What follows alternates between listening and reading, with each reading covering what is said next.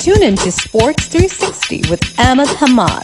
On the third day of the ICC World Test Championship between South Africa and Australia, South Africa chasing a target of 282 with 213 for the loss of 2 wickets, with Aiden Markram batting on 102 and Temba Bavuma, the captain, was unbeaten on 65. The unbroken 143 runs third wicket partnership between Temba Bavuma and Aiden Markram brought South Africa to a situation where they can dare to dream of claiming the World Test Championship title, which would be the finest hour for cricket nation steeped in history but short on silverware. It would be their first ICC title in 27 years. They last won the ICC title in 1998, the inaugural Champions Trophy cricket tournament. Earlier, Australia resumed their second innings at the overnight score of 144 for the loss of 8 wickets with a lead of 218 runs, and Mitchell Starc is batting on 16 along with Nathan Lyon, who's unbeaten on 1.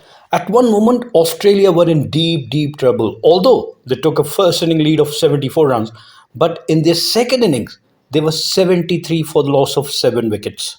But the 8-wicket partnership of 61 between Mitchell Starc and Alex Carey, and the 10th and final wicket partnership of 59 between Josh Hazlewood and Mitchell Starc enabled Australia to score 207 in their second innings, and adding 74 runs first inning lead, they set South Africa a target of 282 runs. Resuming from 144 for 8, they lost their 9th wicket, adding just 4 runs from the overnight score, and Nathan Lyon was the 9th man to go, and he was out after scoring just 2, leg before by Kagiso Rabada. Australian always show fight, and when the tail come, we can expect the tail can wag. Australia's highest 10th wicket stand in ICC tournament final. Yes, Mitchell Starc and Josh Hazlewood put on 59 in this final.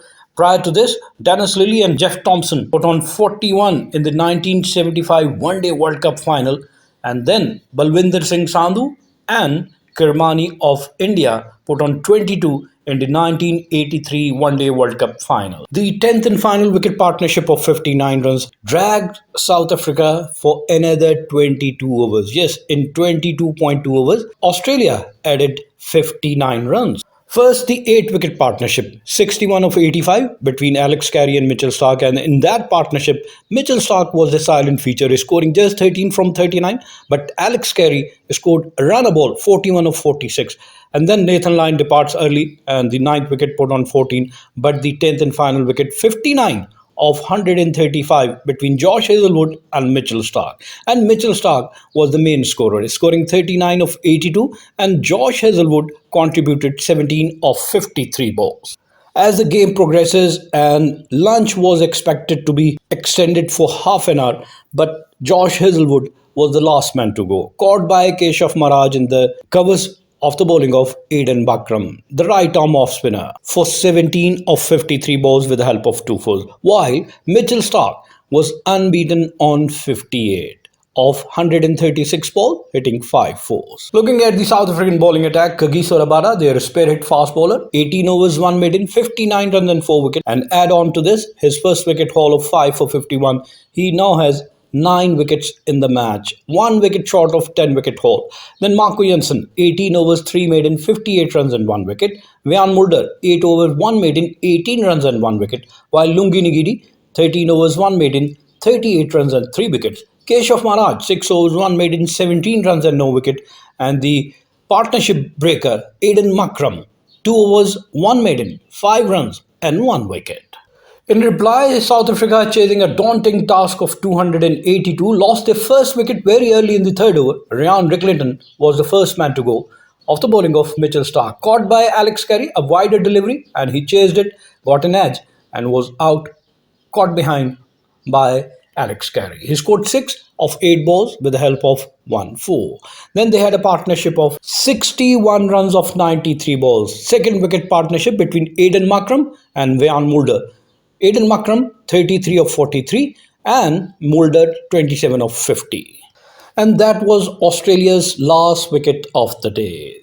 South Africa lost their second wicket at 70 in the 18th over, And in the remaining 38 overs, South Africa put on a brilliant 143 unbroken partnership of 232 balls between captain Temba Bavuma and opening batsman Aiden Markram.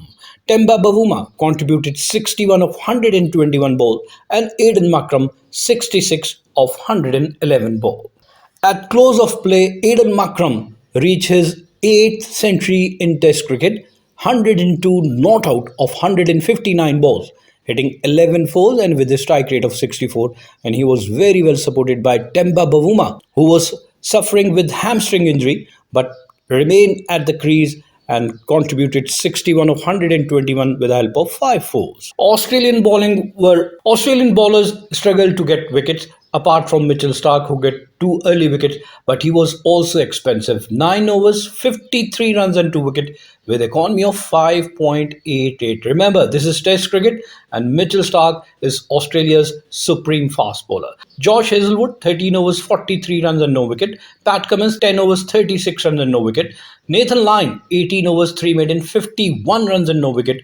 Bill Webster, 4 overs, 11 runs and no wicket. And Travis had also bowled 2 overs, gave away 8 runs without taking a wicket. With Aiden Markram and Temba Bavuma playing the most significant innings of their careers, the latter, while carrying a hamstring injury, they closed within 69 runs of claiming the World Test Championship title. The second wicket partnership of 143 in 38 overs of wonderfully controlled batting, a partnership that will go down in South Africa's folklore, barring extraordinary events on the fourth morning. With Markram reaching his 8th Test century from 156 deliveries in the closing moments of the day, they repelled everything Australia threw at them on a pitch that, with the sun out for most of the day, was at its friendliest for batting in Test cricket. The way Australia's last pair of Mitchell Starc and Josh Hazlewood had earlier been able to add 59 in 22 overs had foretold what was to come. Still, Australia felt favourites when they set about defending 282. Despite the early loss of Ryan Reckleton edging a very full delivery from Starc, which was confirmed by the third umpire, there was notable urgency to South Africa's batting. In the first inning, it took until the 20th over to reach 30. 3 wickets were gone by then, whereas this time they were 47 for 1 after 10 overs. Mitchell Starc struck again to have Van Mulder caught low at cover, but then came a vital moment when Temba Bavuma on 2 edged to Stephen Smith at first slip. Smith was stood so close he was wearing a helmet as the carry off the surface continued to die, and the chance burst through his hands, leaving him with a compound dislocation of his right little finger. The agony was clear on his face as he immediately left the field.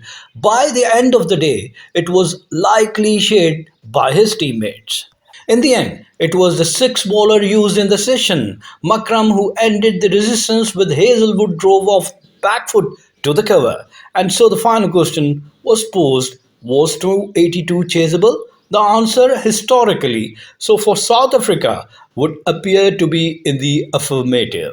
Wishing both the team best of luck, we come to the end of our show. Till the next program, it's goodbye from Sports 360. Keep on watching Sports 360 with Ahmed Hamad for latest news, views, and interviews of sports personalities from around the world.